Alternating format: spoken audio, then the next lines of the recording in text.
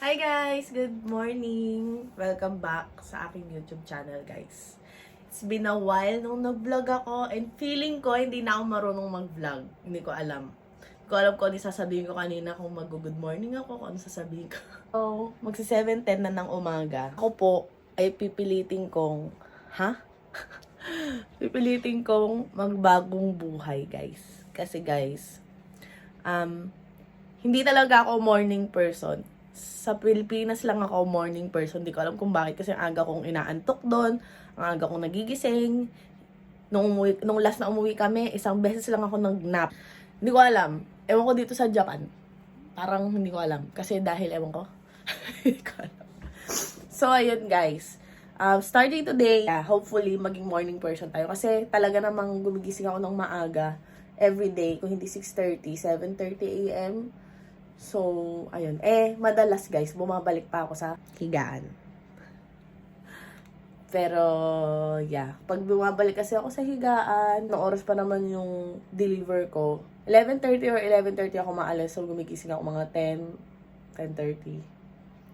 Pag bumabalik ako sa tulog. Ang ending, lagi ako nagmamadali, which is, ano naman talaga sa pamilya namin yun. Yung nagmamadali. Normal yung nagmamadali sa pamilya namin. Mahilig kami mahilig kami sa giri-giri, yung nagmamadali. So, may doctor's appointment. So, bala ko rin pala kasi guys magpagupit. Kasi guys, nahihirapan na ako sa buhok ko. Hindi na ako sanay na ganito siya kahaba. Lalo na ngayon, winter na. Nakakapagod mag-blower guys. Kasi yung blower ko guys, ganito. Dahil nasira yung blower ko, so, medyo matagal siya kasi hindi siya ganun kalakas compared dun sa normal na blower na ginaganon. Kasi parang mas magandang makaligo ng maayos ba? Madaling makaligo. Dito kasi sa Japan, guys, ang alikabok, ang OA, hindi ko alam. Ang OA ng alikabok dito, maya-maya, kakalinis mo lang, may alikabok na. Kaya ako, ito, super, laking tulong nito, guys. Kasi, nagsasak siya ng alikabok. Hindi fully, pero at least, alam niyo yun, kahit pa paano. Magsasampay tayo, guys. Nalaban na to ni Papa kagabi, pero, yeah, mahirap nang matuyo dito sa loob ng bahay.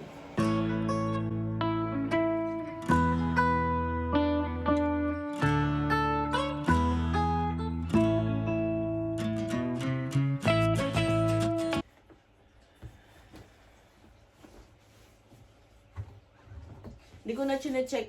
Ay, dapat matawag. Wait. Okay. Medyo late na. Yeah. Late ka kasi umalis. Oo nga. 51 na eh. Yeah. Buti Okay, okay yung sasakyan mo ganun, malamig pa, tas umaalis. Bilis. Lalo. Parurutin mo. Ang May magagawa pa ba siya? Lalo na ang bigat niyan, di ba, kapag malamig pa yung makina. Hindi. Pagka-kwan to, na-stop pa ako dyan sa kwan. Stop right dyan sa atin. Medyo uminit pa. Wala siyang magagawa. Pag tinapakan mo naman siya eh. Okay. Kung dito makubot siya na mas mabilis. Sige, ingat ka pa. Okay, ingat ka rin. Okay, later. Love you. Okay, later.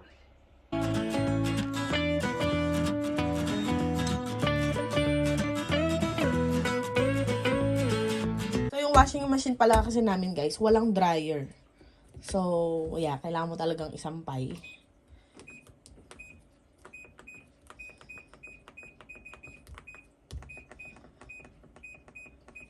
Sana, feeling ko, hihinto na naman to. Sasabihin ni Papa, masyado kasing puno. Pero hindi naman siya kasi mabigat, I think. Kaya lang nalagyan ko na ng sabon. Feeling ko hindi naman super bigat. Marami lang, bulky lang. Sana. Try na, fully kayanin niya. Ito pala yung ulam namin. Ginisang toge. Usually, binabalot to ni Mama para maging lumpiang toge. Pero, wala kaming time ni Papa mag-ganon. So, ayan. Sarap naman guys, isa to sa favorite ulam ko. Hindi ko alam, may pagluto ng magulang ko. Ang sarap-sarap. Pag ako nagluto niyan, walang lasa. Well, maalat, pero hindi malinamnam. Gets nyo ba? Hindi ko alam. Hindi para sa akin ang pagluluto. Ang gagawin ko na lang, tatabi ko na lang. Parang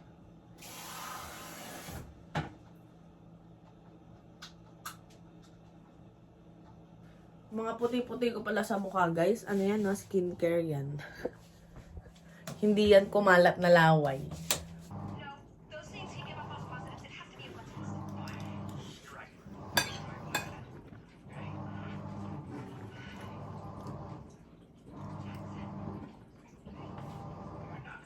Guys, kain tayo ng budo. Grapes. Hindi ko alam, muscat ba to? I don't know. Pero yeah.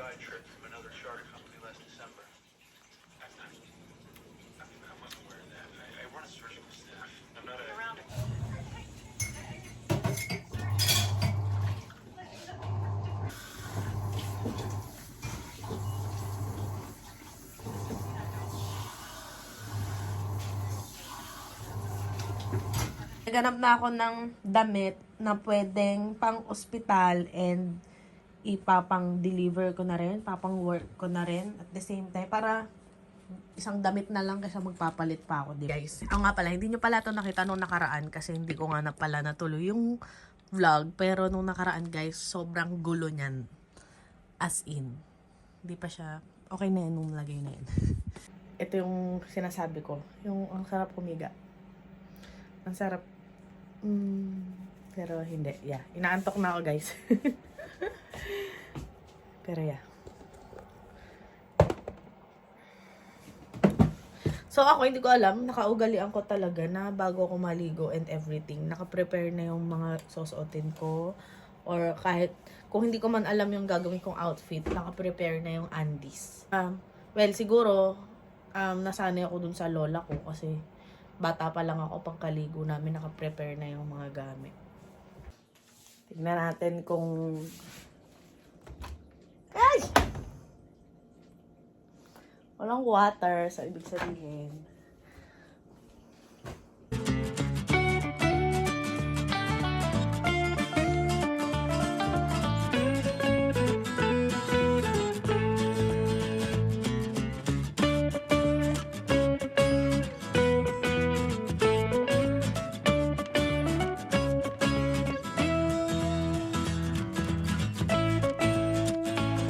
Sinipitan ko na yung mga damit. Sinipitan ko rin yung pinaka sa may hanger. Kasi kahapon nag-dry ng face ko. Nung nakaraan kasi konti lang yung nalalagay ko nito kasi hindi pa naman super lamig. Pero kahapon, pagkalagay ko ng powder, dry yung dito. Ewan ko guys, yung last vlog ko, ay hindi pala. Yung last vlog ko pala nasa Pilipinas kami. Ay, nandito na rin yata kami nun. Pero yeah, mas maganda ang texture ng skin ko sa Pilipinas. Hindi ako nagbe-breakout or anything doon. Hindi ko alam. Kahit na pagod ako doon, kahit na sobrang busy kami nung nakaraan sa tindahan, hindi ako nagkaka-pimples. Alam ko hindi. Kung meron man, parang konti lang. Tapos, hindi siya natutuloy. Tapos, ang natatandaan ko, nagka-pimple ako nung pabalik na kami dito. Talagang nararamdaman niya. Naglagay na lang ako nito, guys. Di ba hindi ako naligo? Naglagay na lang ako nito. Tsubaki Premium Treatment. Tsubaki Premium Treatment Water. Mabango to, guys. Kasi, pag umuwi ako galing work, pagtanggal ko ng ponytail ko, naaamoy ko pa rin siya. And dito kasi, guys, nasanay na rin kami na sa umaga naliligo. Ay, mali. Sa gabi kami naliligo dito, tapos kinabukasan, pag papasok na lang sa work, wala namang gagawin sa akin x-ray or anything, kaya pwede akong mag-jewelry. Alam nyo guys, dati, ang sobrang kikay ko as in, burloloy ako. Hindi ko alam kung alam niyo yung term na yun. Ma-accessories. Lagi ako naka-bracelet, naka-quintas, pero yung mga fashion lang guys, dito kasi sa Japan, kahit yung mga fashion lang, yung mga silver eneme na accessories, hindi siya nagtatarnish. Well, basta hindi mo liliguan. Pero meron din kasi ako dating mga hikaw na silver na nililiguan ko na okay naman. So, depende. Ang alikabok ko. Sabagay, nandito kasi itong mga tuwalya. Pero kaka-vacuum ko lang kahapon, guys. Ano ba yan? So, meron akong mga ganitong extra makeup dito, guys. May syringe ba tawag dito? Nung nag-aano ko ng pabango. Refill. Guys, alam niyo, ang ganda na itong Says Lady na to. Ang ganda niyang red lip color. Ano lang to eh, sample. Nung bumili ako ng maraming powder nila. So, ito guys, tingnan niyo. Wait lang. Diyan pala kayo. Kasi mas maganda yung lang. Maaga pa naman. So, ito guys, tingnan nyo. Oh. Ito, oh. Ang tagal na nito guys. H&M. $6.99. Ang ginamit ko lang dito yata before is yung black. Ang sabi kasi na may time din na gusto ko yung black na kulay ng earrings. Tingnan naman guys. Guys, ang tagal na nito guys. Baka mga 2006 to 2009 na panahon ko pa to nabili. And tingnan nyo naman. Nagamit ko na to guys, pero hindi siya nagtatarnish. Sino ka dyan? This one. Kaya lang ito, medyo hindi na siya ganun ka-shiny na silver. Tapos meron na siyang discoloration dito. Pero yeah, ito yung gamit ko noon. And then, ito alam ko galing to sa ex ko. Sa Pilipinas. Ano kasulat? Medyo malabo na yung mata natin. Pero, 55 something. Pero alam ko hindi to gold. Alam ko galing to sa ex ko. Hindi ako naka-move on. Talagang matago lang talaga ako guys. Ito guys, galing to kay Tita Lynn. Ang cute, diba? Ang cute ng detail niya. Super favorite ko to guys. Cecil McBee na bracelet. And maganda to guys kasi parang layered siya. Hindi to dapat to eh. Ito lang, ewan ko bakit naman nasira tong susi. Pag ganyan siya. So, pag sinuot mo, layered. Napakaganda nito. Ewan ko ba't ba ito nasira. Hindi ko na maalala. And isa pa to sa aking mga gamit na gamit. Hala, ang cute. Hindi pa siya nag-tarnish in fairness.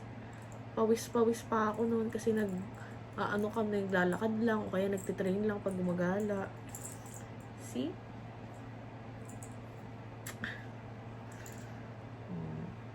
Pag may nakita akong picture, lalagay ko dito na suot ko to. Tapos meron akong ganitong hikaw guys. Bata pa ako, bigay na to ni mama. Guys, kasi yung tenga ko diba pag ganun. Tapos yung butas ng tenga ko is medyo mataas. So kapag suot ko to, nakaangat siya. Medyo nakaganyan. Pero pwede pa rin naman isuot. Tapos ito yung isa sa huli na mga nabili kong accessories. Ilang beses ko lang yata yung nagamit. Tapos ito, favorite ko to. May picture ako nito eh. Nasuot ko to. Ganyan ka-arte. Ewan ko, bigla na lang somehow bigla na lang nawala yung pagiging kikay ko. More on na ko sa hair, na-focus ako sa hair, sa makeup. Kaya parang nawalan ako ng time mag-accessorize. Parang gano'n. Hindi ko alam. Hindi ko na matandaan. Kaya natatagalan ako mag-ready guys. Kasi pinapatuyo ko pa maigi yung skincare ko. Kaya, Pag medyo na-absorb na kasi ng mukha ko, tinatapat ko na siya sa electric fan. Gusto ko tong powder na to. Bigay ito ni Ate Alfaro. Ate, arigato kung nanonood ka man. EVW Super UV Face Powder. Super love this kasi una sa lahat di ako nagbe-breakout dito. Yun lang is medyo matagal siyang lumabas. Kasi ang lilit nung niya. Pero okay na din. At least hindi siya mag-i-spill kapag nagta-travel ka. Pero ayan. Kita nyo ba? Pa-konti-konti lang siya. Pero ang gustong-gusto ko to guys. Hindi kasi ako pwedeng gumamit basta-basta ng powder. Parang magre-risk talaga ako pag gumamit ako kung gusto ko makatry ng iba. Ubus kasi yung ginagamit ko na Says Lady na face powder.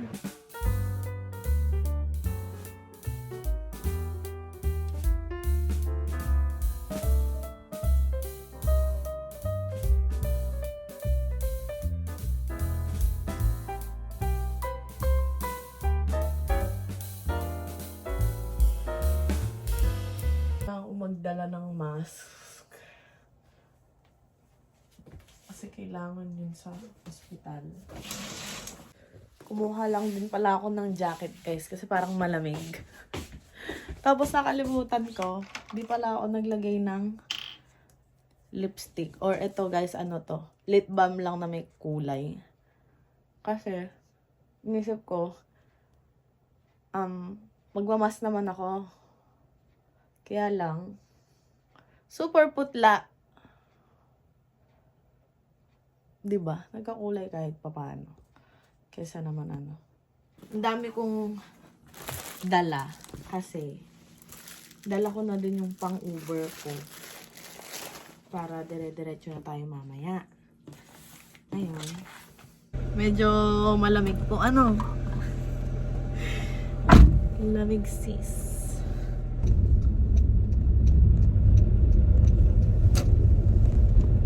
Nung nag-vlog kasi ako dati na ano, nung nag-Uber ako, bumabagsak kayo dyan. Pero yan talaga yung pinaka maganda nyo sanang pwesto. Dito ko na lang muna kayong sinabit guys.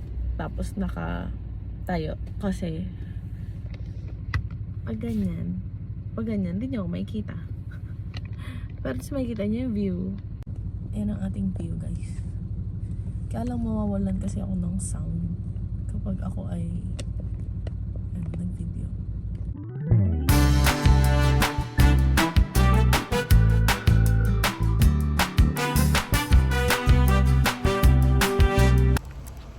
$10.50 na yata guys.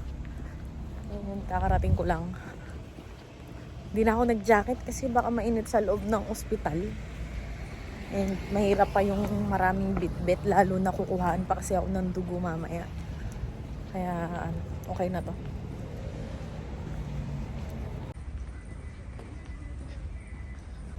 Kailangan natin mag-mask kasi pupunta tayo sa ospital. Bawal walang mask sis. Hindi na ako sanay. Dati-rate kahit summer nakamask ako.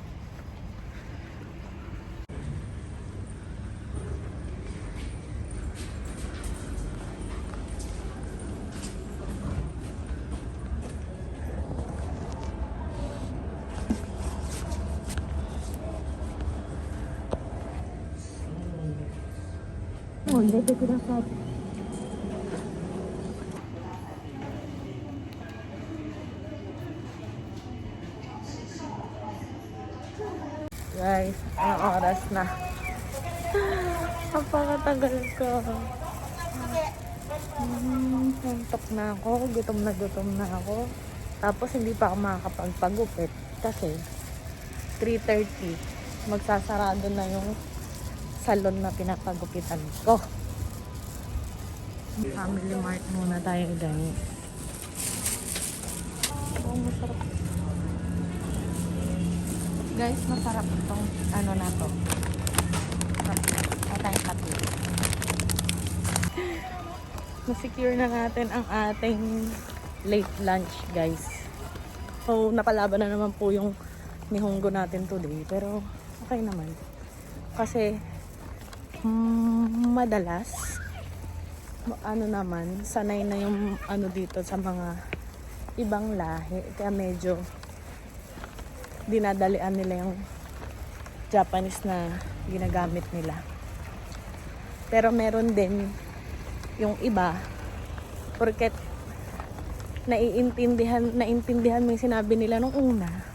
Minsan di na nila napapansin ang lalim na nung pagja-Japanese nila. Tapos guys, ang sakit na ng ulo ko. As in, ito naman sa mata ko. Kasi, gutom na ako. So hungry. Hindi muna ako aalis guys. Kakain muna ako kasi hindi ko na kaya. Tapos, ang medyo nakakaloka pa guys. Nakalimutan, nakasal pa kasi yung earphone ko na isa dito sa tenga ko kanina. Kaya nung tinawag ako nung allergy doctor ko, allergy specialist. Pagpasok ko, sabi ko parang wala akong marinig. Pero hindi niya pa ako kinakausap. Ano pa lang kami, greet pa lang kami ng good afternoon, ganyan. Tinanggal ko earphone ko, nilagay ko dun sa basket kung nasan yung mga bag ko. Ngayon, habang kinukuha ko kasi yung bag ko, nakalimutan ko, nandun pala earphone ko sa basket, di ko man lang sinot dito sa bag ko or dito sa, dito. Nakaalis na ako, medyo malayo pa kasi yung isang doktor ko sa taas. Medyo malayong lakad.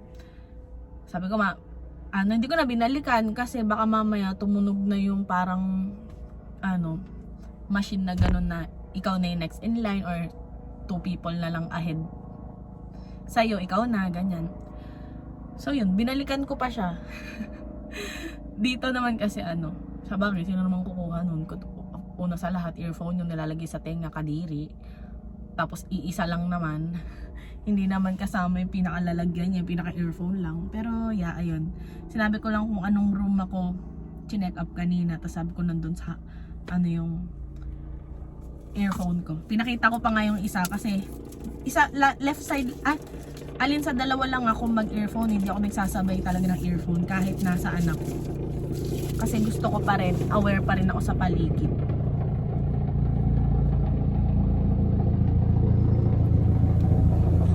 Ano nangyari? Asan? Ay, ayun. Ay, emergency siguro.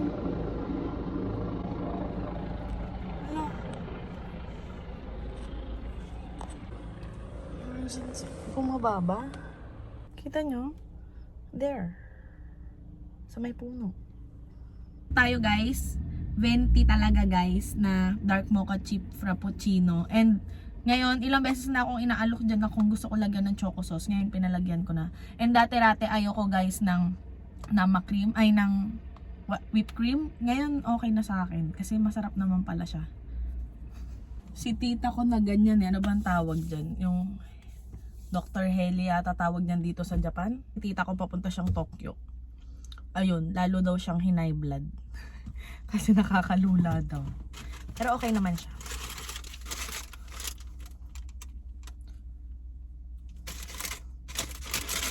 Kain tayo guys. Ito yung Haribo cheese. Ito lang naman din talaga yung madalas kong ino-order. Haribo cheese. Ham and cheese. Tama ba ako?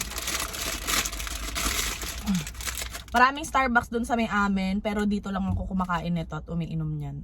Well, nung mga nakaraan, minom ako Starbucks siguro mga 2 months ago. Doon sa may amin. Pero madalas umiinom ako nito at kumakain nito pag galing ang ospital. Reward ba sa sarili? Charot.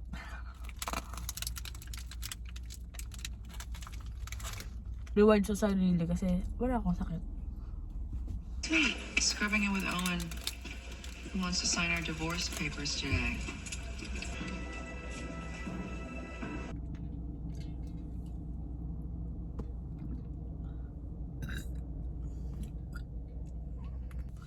Busog na tayo. Well, ako pala.